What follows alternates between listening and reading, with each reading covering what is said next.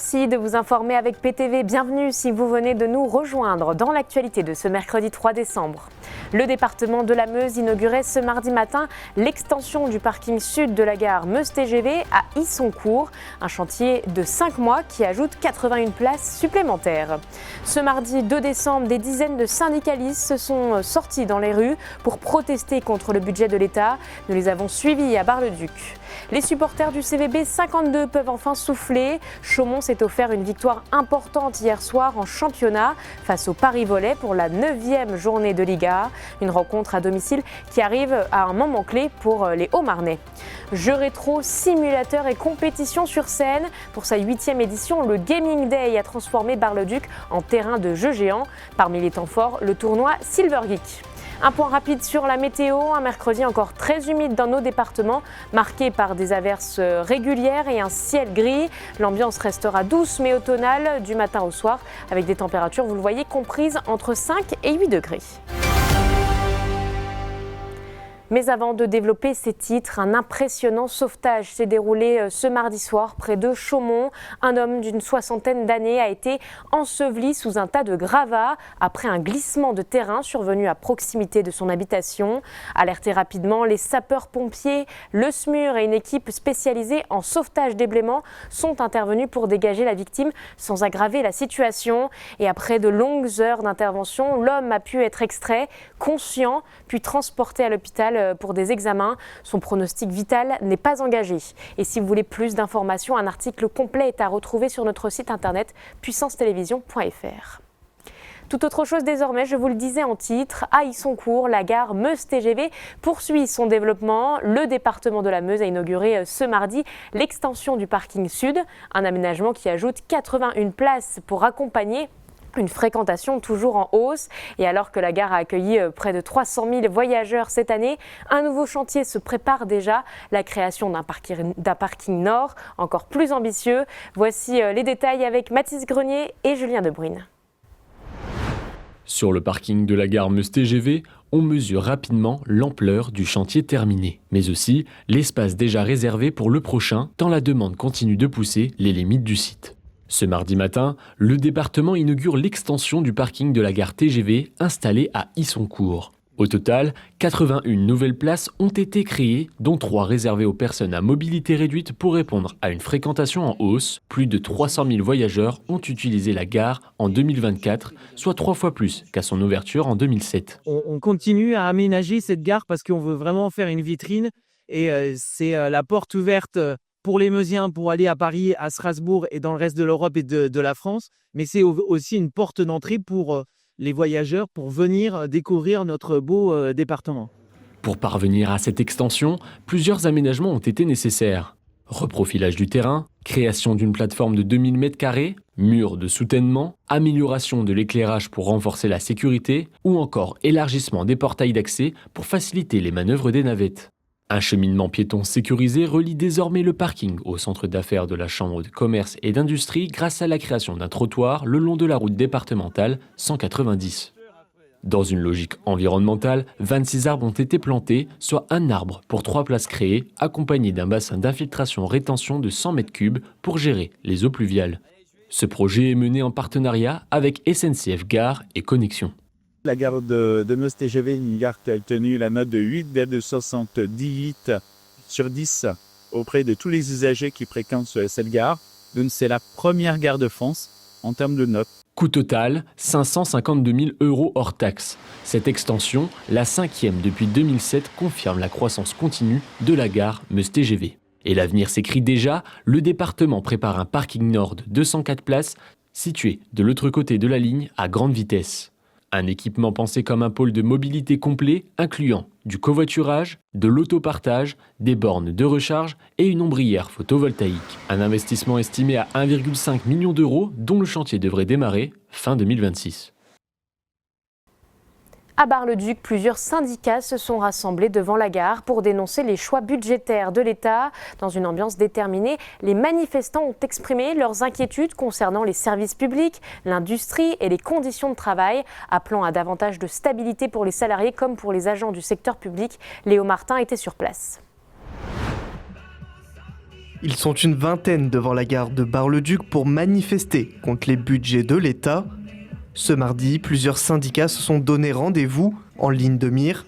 L'absence d'un budget clair de l'État, la difficulté dans les hôpitaux ou encore dans les industries françaises. Dans leurs revendications, des augmentations de salaire et une pérennité des emplois sur les sites industriels, mais aussi dans la fonction publique meusienne. La fermeture des classes et la précarisation des postes dans les écoles est aussi une inquiétude pour les syndicats. Il n'y a toujours pas de budget, oui, non, mais il va falloir qu'ils nous balancent quelque chose quand même. Les aides publiques, par exemple, chez ArcelorMittal, sur cette année, c'est 300 millions d'euros. Et ils ferment des boutiques. Et on peut même aller plus loin. Dans notre région, il y a aussi Novasco. Novasco qui est quand même une aciérie décarbonée. Et ils l'ont fermée. Ah mais il faut, voilà, à un moment, soit on veut décarboner, soit on veut faire du métal vert, soit on veut pas. Dans les hôpitaux, de toute façon, et les EHPAD, il y a de moins de lits, manque de personnel, conditions de travail dégradées, des tarifications à l'activité directement pilotées par le budget de l'État et étouffées par nos établissements. Dans la santé, un arrêt maladie n'est pas remplacé, un congé maternité n'est pas remplacé, un départ en retraite n'est pas remplacé. C'est une dégradation à tout niveau pour la prise en soin des personnes hospitalisées dans n'importe quel secteur de la santé. Et à Vitry-le-François, ils étaient une trentaine à s'élancer de la place d'Armes ce mardi également, à l'appel de la CGT, pour toujours protester contre le projet de loi des finances et contre la loi du financement de la sécurité sociale. Une petite mobilisation certes, mais une 7e en 3 mois sur le même sujet. Sport maintenant à Chaumont, le CVB retrouve enfin le sourire après un début de saison compliqué et une place en bas du classement. Les Haut-Marnais se sont offerts une victoire précieuse face à Paris Volley pour la 9e journée de Liga. Un match à domicile qui marque peut-être un tournant à quelques jours seulement d'un rendez-vous crucial en Coupe d'Europe. Retour sur cette soirée qui pourrait relancer la machine haut-marnaise avec Julien De Bruyne. Les beaux jours sont peut-être enfin de retour. Un moment de communion, des supporters libérés. Il aura fallu patienter, mais ce soir, la salle Palestra respire enfin. Mais avant de vivre ce moment, il aura fallu batailler.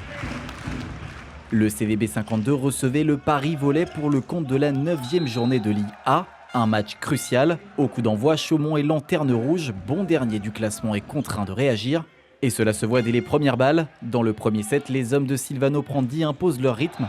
Service agressif, bloc bien en place, transition rapide, Chaumont déroule. Paris peine à tenir l'intensité, les points défilent, les écarts se creusent. Un premier acte à sens unique, parfaitement maîtrisé par le CVB. C'est vrai que c'était important pour nous, on a joué il n'y a pas si longtemps que ça samedi à la maison contre Tourcoing, on a perdu 3-2, c'était frustrant. On savait qu'on avait les armes pour embêter cette équipe de Paris, on respecte le plan de jeu, tout s'est bien passé, donc ça fait vraiment du bien à la tête. Dans le deuxième set, la recette ne change pas et l'efficacité non plus. Chaumont remet les mêmes ingrédients, pression au service, volume défensif, attaque tranchante en sortie de réception. Le Paris Volley souffre sur chaque rotation. Le CVB 52, lui, déroule son volley, propre, dynamique et en maîtrise. De 7-0, la soirée parfaite se dessine. Ça y est, c'est parti. On va y arriver, on y croit. Beaucoup mieux. De 7-0, on va essayer de conclure le plus rapidement possible. Essayer de prendre 3 points, c'est le plus important pour remonter au classement. On voit tout de suite qu'il y a un peu plus de fluidité entre les joueurs. Il y a quelques mésentendus, mais ça va aller. On va remonter sans problème. Mais le plus dur reste à faire, aller chercher ce 3e set, celui qui scelle la victoire et offre enfin les 3 points. Mais cette fois, Paris réagit. Le set est plus accroché, les Parisiens ne lâchent rien et reviennent dans le match. Mais dans les moments clés, Chaumont reste lucide. Un bloc décisif, un service gagnant, une attaque qui fait mouche. Et à la fin, c'est bien le CVB 52 qui valide cette victoire tant attendue et qui prend les 3 points.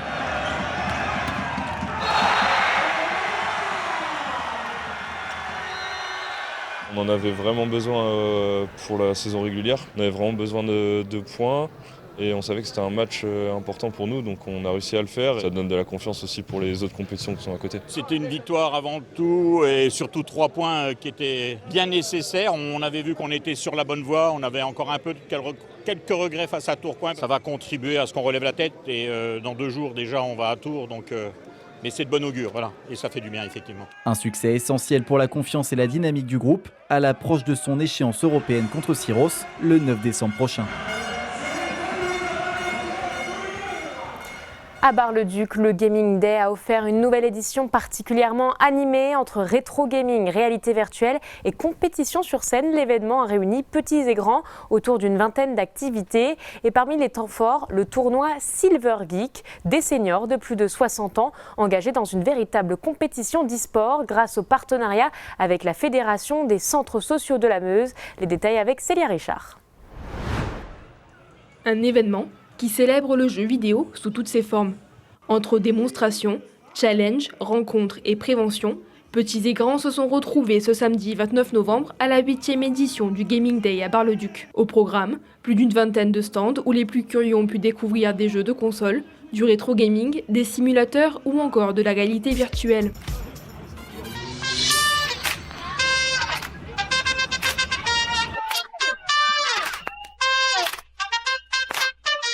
Toute la journée, des matchs de compétition se sont organisés sur la grande scène et au cœur de cette programmation, un tournoi un peu particulier, le Silver Geek. Ce projet national, porté par l'association du même nom, est une compétition d'e-sport dédiée aux seniors de plus de 60 ans. L'idée, c'est de pouvoir jouer sur le lien intergénérationnel pour amener les seniors vers le jeu vidéo et puis emmener les jeunes vers une autre façon aussi de penser le lien avec l'autre. À cette occasion, la Fédération des centres sociaux de la Meuse s'est alliée au projet, permettant à des seniors de la Haute-Marne et de la Meuse de participer à plusieurs compétitions jusqu'à la finale nationale à Paris en 2025. C'est mon collègue qui était là depuis quelques temps qui est tombé sur un webinaire sur Silver Geek et en fait il a tout de suite adhéré à l'idée en pensant que ça serait idéal pour les centres sociaux pour faire de l'intergénérationnel et aussi pour combattre un peu l'isolement et la rupture numérique. L'équipe baguisienne, championne du Grand Est Silver Geek, était présente au Gaming Day. L'occasion pour eux de se remettre en jambe pour le début de la saison. Et ça commence par un petit échauffement. Donc là, il y a une équipe qui s'entraîne, une de mes équipes qui s'entraîne. Là, ils jouent en écran séparé, ça permet de jouer plus vite. Par contre, bon, c'est pas comme ça qu'on joue en compétition, c'est un écran complet par personne. Et parmi les joueurs, on peut retrouver Sylvie. Championne du Grand Est, elle revient aujourd'hui pour se remémorer les bons souvenirs et redémarrer la saison en douceur. Ça fait longtemps qu'on n'a pas joué, alors bon, depuis Paris, on n'a pas rejoué. C'est bien parti, ça y est, j'ai fait un strike. Et après un entraînement satisfaisant, je suis contente de mon score, j'ai fait 225. Vous faites ce score-là d'habitude? Non, je fais 300 d'habitude. Okay. Je fais des 300. Il est l'heure pour les joueurs de monter sur scène.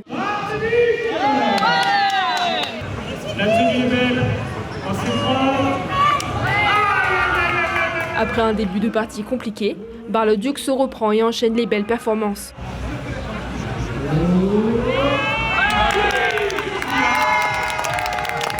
Et ça passe!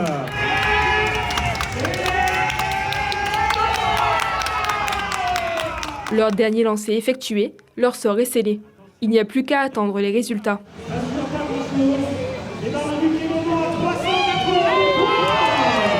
L'objectif pour les Silver Geek est de faire 8 manches avant les premières finales départementales en mai 2026. Et vous pouvez retrouver toute l'actualité en continu sur notre site internet puissancetelevision.fr et sur notre application mobile. Dans un instant, notre invité culture. Il y a quelques semaines, j'avais reçu Bernard Derty, journaliste qui m'avait présenté son tout premier livre, Les oubliés de Cézanne. Mais tout de suite, la météo.